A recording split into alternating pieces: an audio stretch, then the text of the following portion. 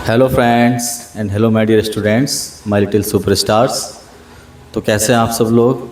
और मैं आशा करता हूं कि आप सब लोग बहुत अच्छे होंगे और काफ़ी मज़े कर रहे होंगे। तो friends and my dear students, आपका एक बार फिर से स्वागत है आपके अपने यूट्यूब चैनल प्रिंस सर की पाठशाला में। और फ्रेंड्स, जैसा कि आप सब जानते हैं कि अभी हमारी सीरीज चली हुई है वोकैबलरी, और वोकैबलरी से हम लोग पर डे नए नए कंटेंट के ऊपर एक नई वीडियो अपलोड कर रहे हैं। तो उसी सीरीज़ में बच्चों आज हमारे पास जो टॉपिक होगा, तो आज का टॉपिक हमारे पास है प्रोवर्ब्स। और प्रोवर्ब्स को हम लोग हिंदी में बोलते हैं कहावतें। जिस टाइप से मुहावरे होते हैं उसी टाइप से क्या होती हैं, कहावतें होती हैं। और जैसे कि हिंदी ग्रामर के अंदर मुहावरे और कहावतों का अपना एक अलग इम्पोर्टेंस है, तो same as it is English grammar के अंदर भी ईडियम्स और प्रोवर्ब्स की जो होते हैं वो 12th क्लास में 2 मार्क्स के आते हैं बोर्ड एग्ज़ाम में भी। तो इनका भी एक अपने आप में इम्पोर्टेंस है। तो फ्रेंड्स, चलिए शुरू करते हैं आज की video.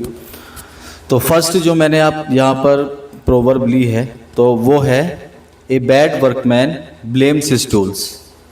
A bad workman blames his tools. It means कि जो बुरा कारीगर होता है या जो निकम्मा कारीगर होता है, तो वो अपने औजारों को दोष देता है, ना कि वो अपने खुद के अंदर कमियां निकालता है, बल्कि वो अपने औजारों को दोष देता है। तो बच्चों, मैंने इसका एग्जाम्पल भी राइट किया है।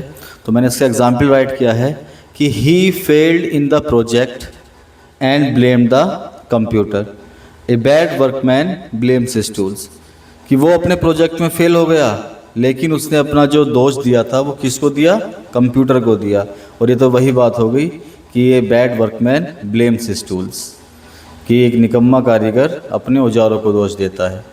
उसके बाद नंबर 2 प्रोवर्ब है बच्चों हमारे पास, a bird in the hand is the worth 2 in the bush. A bird in the hand is worth 2 in the bush. और इसका मतलब है कि हाथ का एक पक्षी झाड़ियों के 2 से बेहतर है। इट मीन्स कि हमारे पास अगर एक अपॉर्चुनिटी पहले से ही है और हमें सामने से 2 अपॉर्चुनिटी मिलने के चांसेस हैं, तो वो चांसेस से बेहतर हमारे पास जो पहले से हमारे हाथ में अपॉर्चुनिटी है वो बेस्ट होगी। तो मैंने बच्चों इसका एग्जाम्पल राइट किया है कि I kept A secure job instead of chasing A risky offer. A bird in the hand is worth 2 in the Bush. कि भाई मैंने एक अपनी जॉब को सिक्योर जॉब को अपने पास रखा, और ना कि मैं कोई रिस्की ऑफर जो जोखिम उठाने वाला प्रस्ताव होता है मैंने उसको लिया।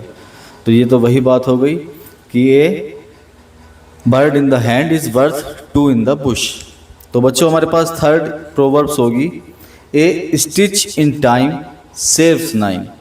ए स्टिच इन टाइम सेव्स 9। और इसका मीनिंग होगा कि समय पर किया गया छोटा सुधार समस्या को कम कर सकता है, समस्या को ख़त्म भी कर सकता है। और मैंने इसका एग्जाम्पल लिखा है बच्चों कि fix that room now, fix that room now, और a stitch in time saves 9। कि इस कमरे को भी ठीक कर दो, क्योंकि अगर आप अभी छोटे में से ही इसको रिपेयर करोगे तो ये आपको आगे आगे बड़ी प्रॉब्लम होने नहीं देगा। कि ये stitch in time saves 9। Next हमारे पास बच्चों प्रोवर्ब होगी, all that glitters is not gold. और ये आपने सुना भी होगा काफ़ी बार कहावतों के अंदर कि all that glitters is not gold. It means हर चमकने वाली चीज़ सोना नहीं होती। और मैंने इसका एग्जाम्पल भी राइट किया है कि that fancy car may be cheap quality. That fancy car may be cheap quality. तो ये तो इसके लिए आगे मैंने इसमें ऐड कर दिया है प्रोवर्ब को कि all that glitter is not gold. It means कि एक जो कार लग रही है हम लोगों को देखने में, जो फैंसी का मतलब तड़कीली भड़कीली कार जो लग रही है, वो ज़रूरी नहीं कि वो उसकी क्वालिटी भी अच्छी हो। और ये वही बात है कि हर चमकने वाली चीज़ सोना नहीं होती। नेक्स्ट बच्चों हमारे पास जो प्रोवर्ब होगी वो होगी, actions speak louder than words. Action speaks louder than words का मतलब होता है कि जो हमारे कार्य होते हैं, काम, वो बातों से ज़्यादा प्रभावी होता है। कि अगर हम किसी चीज़ को बोलने की अपेक्षा उसको करके दिखाने की हिम्मत रखते हैं, तो इसलिए बोलते हैं कि action speaks louder than words. और मैंने बच्चों इसका एग्जाम्पल भी राइट किया है कि he promise to help me but he did not show up.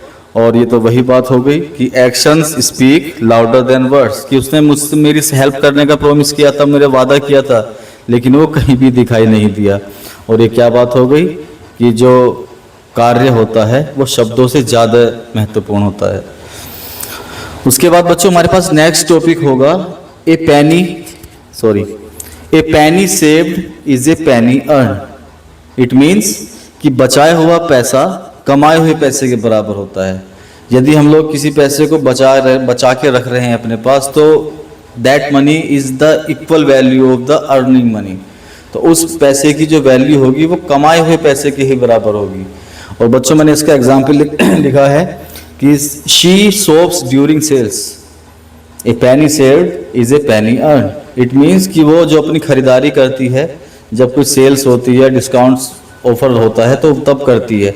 और इसका तो वही मतलब हो गया कि बचाए हुए पैसे कमाए हुए पैसे के बराबर होते हैं। ए पैनी सेव्ड इज ए पैनी अर्नड। और नेक्स्ट हमारे पास बच्चों प्रोवर्ब होगी a friend in need is a friend indeed. और ये शायद आप लोगों ने सुना भी होगा, जो एक भालू वाली स्टोरी के अंदर ये मोस्टली बच्चे राइट करते थे। और इसका मतलब होता है कि जो मुश्किल समय में साथ दे वही हमारा सच्चा दोस्त होता है। A friend in need is a friend indeed. और इसका मैंने एग्जाम्पल भी राइट किया बच्चों कि he stood by me during my illness, कि वो मेरे साथ मेरी बीमारी में भी खड़ा था। और a friend in need is a friend indeed. और तो वही सच्चा दोस्त होता है जो अपने दोस्त का मुसीबत में भी साथ देता है ना बच्चों? आप लोग भी देते होंगे। तो नेक्स्ट मैं आपके सामने प्रोवर्ब ला रहा हूं कि a leopard can't change its spot, a leopard can't change its spots. तो बच्चों इसका जो हिंदी मतलब है कि असली स्वभाव नहीं बदलता। कि किसी व्यक्ति को अगर उसका जो नेचर है, जो उसका बिहेवियर है, अगर वो फाइटिंग करने का है या अगर वो लविंग नेचर का है, तो कहीं ना कहीं उसका वो नेचर, वो अपने नेचर को छोड़ नहीं पाता है और वो नेचर कभी ना कभी उसके सामने जरूर ही आ जाता है। तो मैंने इसका एग्जाम्पल भी लिखा है कि ही चीटेड अगेन, कि उसने दोबारा से धोखा दे दिया। और a leopard can't change its spot. और ये वही बात हो गई कि एक जो तेंदुआ होता है वो अपने धब्बे नहीं छिपा पाता, उन धब्बों को वो बदल नहीं सकता। और नेक्स्ट हमारे पास बच्चों जो प्रोवर्ब है वो है an apple a day keeps the doctor away. और ये तो बहुत ही फेमस और मोस्टली क्लिनिक्स वगैरह या डॉक्टर्स जरूर उसको बोलते हैं कि an apple a day keeps the doctor away. मतलब कि एक फल अगर हम जो फल फ्रूट्स जो होते हैं अगर उनको खाते हैं तो वो हमें क्या करते हैं, बीमार होने से बचाते हैं। और वो हम, इसका मतलब क्या हो जाता है कि वो हमें डॉक्टर के पास जाने से बचाते हैं। और मैंने इसका एग्जाम्पल लिखा है कि she Yeats fruits daily and Apple a day keeps the doctor away, कि वो डेली जो है, प्रतिदिन जो है वो फलों का सेवन करती है। और ये वही बात हो गई कि अगर ताज़े फल खाएंगे, अगर फल खाएंगे तो वो हमें डॉक्टर के पास जाना नहीं पड़ेगा। और बच्चों फिर से last but not the least, absence makes the heart grow fonder. Absence makes the heart grow fonder. और इसका मतलब है बच्चों कि दूरी से प्यार और गहरा होता है। इट मीन्स अगर हम लोग किसी जो हमारा लविंग पर्सन है, अगर हम उससे दूर हो गए हैं तो दूरी बढ़ने के साथ साथ जो हमारा जो प्रेम होता है वो और भी गाढ़ा हो जाता है और भी गहरा हो जाता है। सपोज दैट हमारे मम्मी पापा अगर कहीं बाहर चले जाते हैं घूमने के लिए, रहने के लिए, और जब वो हम लोगों के पास दोबारा से आते हैं तो हम लोगों का जो बिहेवियर होता है, जो एकदम से क्या बोलना चाहिए, एक्शंस होते हैं वो चेंज हो जाते हैं। इसका मतलब ये है कि हमारा जो लगाव है उनसे वो तब दिखाई देता है जब वो एब्सेंस होते हैं। तो बच्चों मैंने इसका एग्जाम्पल लिखा है कि आफ्टर स्टेइंग अपार्ट, कि दूर रहने के बाद दे मिस्ड ईच अदर, उन्होंने एक दूसरे को क्या किया, याद किया। और ये तो वही बात हो गई, absence makes the heart grow fonder, कि जो दूरी बढ़ने से प्यार और गहरा होता है। तो बच्चों इसी के साथ आज का जो हमारा एक टॉपिक था प्रोवर्ब्स का वो कंप्लीट होता है।